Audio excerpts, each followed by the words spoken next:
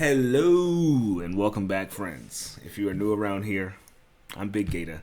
If you came looking for the sharpest tennis bets, you're right where you belong. Right now we are covering ATP Basel and Vienna. First round still going on, but we covering the second round. And if you want to follow along with what I have going on, check out the pinned comment. But I also want to see what you're playing in the comments as well. So tell me what you got going on for tomorrow. And if you do like the breakdowns of the matches, please give this video a like. It goes a super long way. I really appreciate you guys that do. And if you would like to help me grow my channel, or if you'd like to get my picks as soon as I upload, you can subscribe. Helps me out a bunch.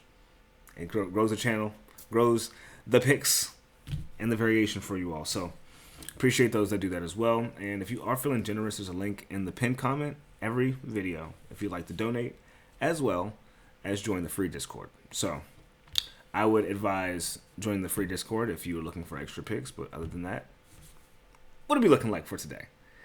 Speaking of my free Discord, we took in the first round, we took minus 2.5 Alexander Bublik game spread paired with Alejandro Davidovich Fokina moneyline versus Sonego. And both of those cash for us. Tableau couldn't do much against Bublik. Bublik's looking great. Forgot about that, honestly, until just now. He was looking great. Took him a second. He was a little rusty in the first few games, but he got nice. Foki won, but he looks tired. So I'd be careful about betting on Foki after the match that we got the win from him in. For the matches that I have a slip for yesterday, those haven't even happened yet. So we're still going to keep that active on the slip, but we might add more to the pot. So keep an eye out for that. And also, just a quick heads up, a lot of these matches are first round. I've covered them already. So there's probably going to be about like 3-4 matches that I actually touch on today. And with that being said, the first one we're going to be touching on is going to be in Basel. And it's going to be Jenson Brooksby going against Alejandro Davidovich Fokina. And if you don't know anything about these two fellers, they're both super scrappy. One just happens to be Spanish. The other one happens to be American. They played 4 years ago. And Jenson Brooksby beat him in Antwerp on the indoor court. So this is another indoor hard court head-to-head. The only time they played as I've been on the surface. 7-5, 6-0. I think Jenson Brooksby is one of those players that if you don't, like, his game is so, if you don't follow him closely, it's hard to pick up on, like, what part of his game to actually attack. I think that he is good for a set in this matchup here.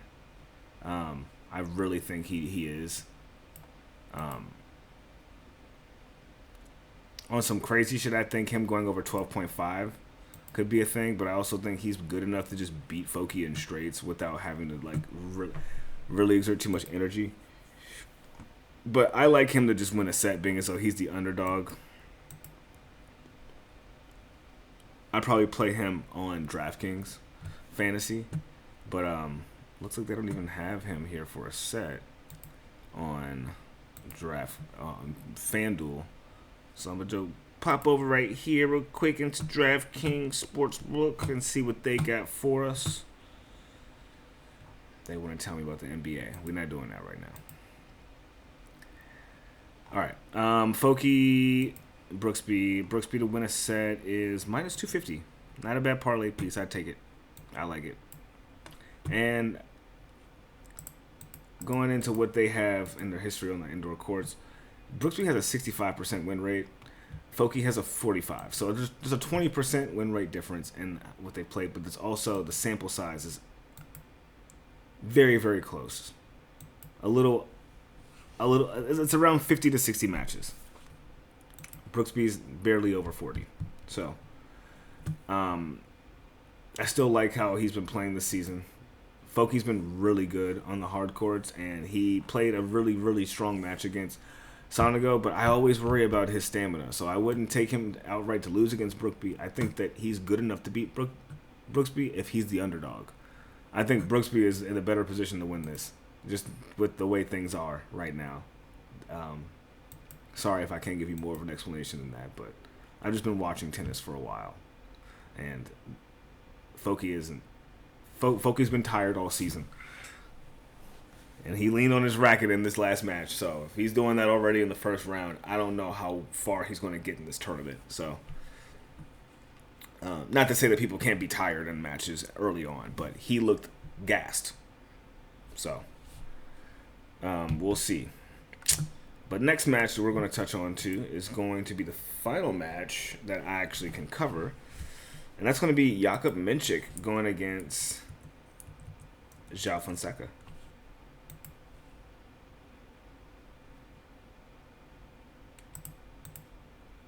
And this is going to be their second head-to-head. Remember, they had that showdown in the Next Gen Finals last year. Fonseca beat him, though. And that was my introduction to Fonseca. I was like, who the fuck is this kid? I was watching that to see Leonard Tien play. And I was like, what the fuck? Who is this guy? Ranked 800-something to 100-something in a year. Or some crazy stat like that. I was like, who is this guy? But, form recently, I put it on Mensik, bro. I put it on Mensik ever so slightly. Gio is playing well, and he got rid of Gio in straights. So, that does say a lot, actually. This could be a 3-setter, though. It went to multiple sets when they played, right? So, I can really see these guys they're very much so peers.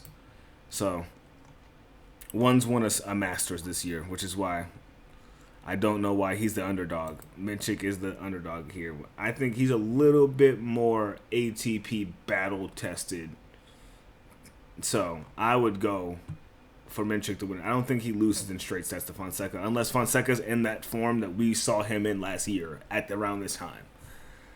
So, I could be wrong. He could be cooking back up into like this end of the year swing that he's in, that he plays so well in. Fonseca, an early year swing that he's in. So, we'll see. But this is around the time of the year where we have seen young Fonseca pop off. And Mensik, well, we always get decent results, and sometimes we get stellar results. But more times than not, recently we haven't been getting very stellar results from Fonseca. But his record still shows that he's been playing well, right? 22-6 on the hard courts. And then Mensik is 23-12. 3-2 indoors, 2-2 indoors for Fonseca. So, win rate, 68%. He's only played 22 matches indoors, but he's got a 68% win rate. Mensik's only played 35, 57% win rate. Hasn't had a negative season, though.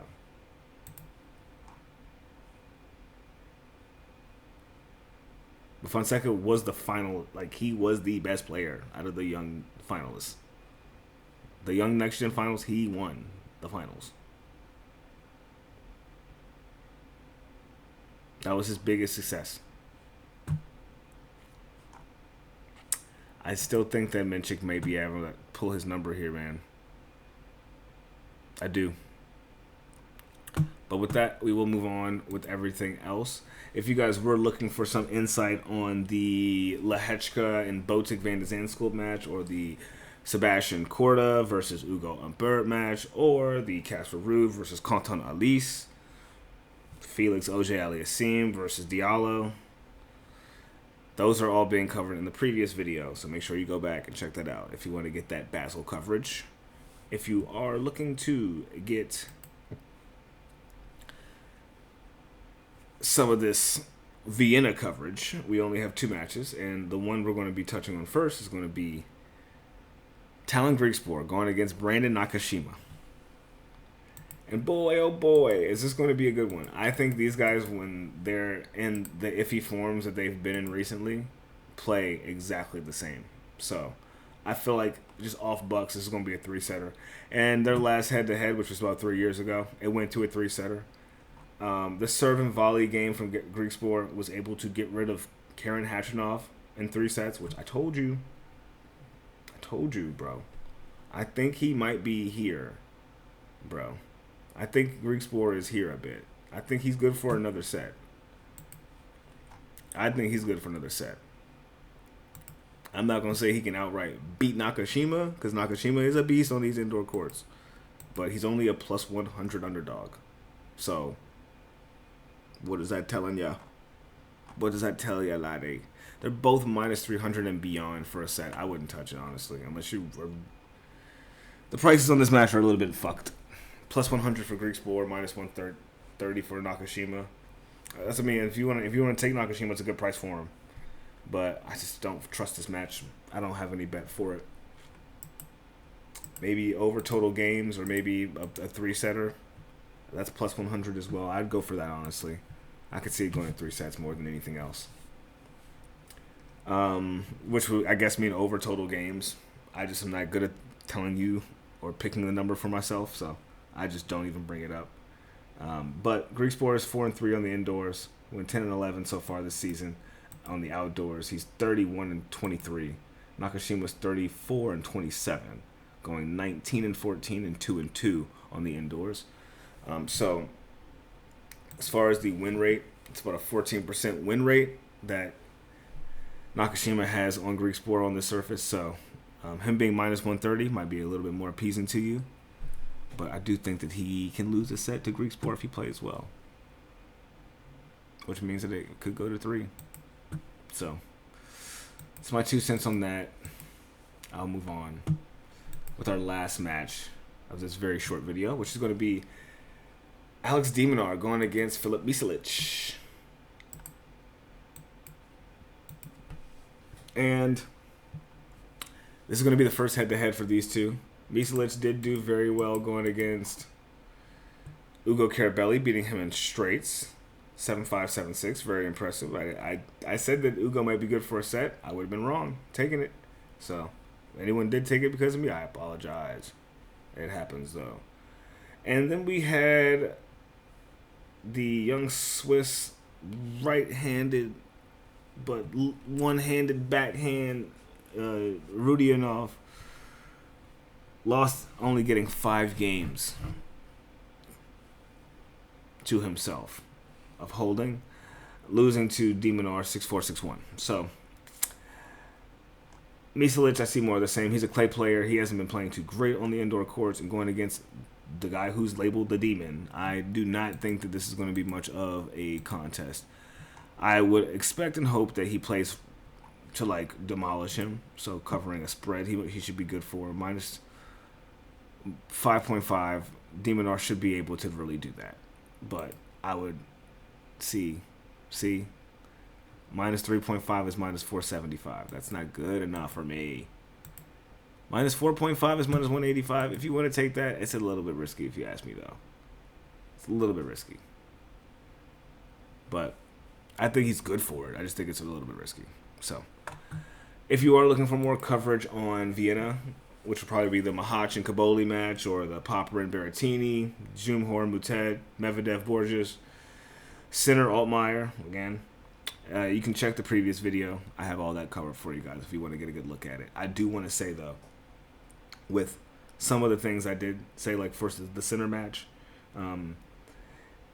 it's been 2 days now since I was expecting this guy to play, and he's had 2 days of rest. So maybe he doesn't cover the spread that I thought he would now at this point. He has maybe some decent amount of time to recover. So just keep that in mind. When I'm making these bets, I'm expecting the matches to take place the next morning. So when things switch in the schedule, I can't really... It does alter a bit of what I think, because some of these picks are based off of rest, right? So if some of these guys get rest that they needed, like an extra day, that kind of changes the way I look at it. So I'm still hopeful that Dzumhur and Vacherov can get a set. I still think that's still a viable thing that's going on. I think they've still been playing a lot of tennis, the people that we're betting against. So I think the fatigue factor will be a thing, but maybe just a little bit less so as it was for today and leading into tomorrow. But I wanted to keep the video short because a lot of the stuff's been covered already, and there's going to be a bigger video for tomorrow for the second round because these guys haven't played yet. So I'm off tomorrow. If you guys have any questions, you can hit me up in the comments, or if you can hit me up in Discord, it works as well. We'll look forward to hearing from anyone. Appreciate all the nice words, and appreciate everyone in my Discord community just being themselves and also being respectful. We'll look forward to making the next video and catching you guys in the next one. All right? Be well. Be nice. Love you all. Take care.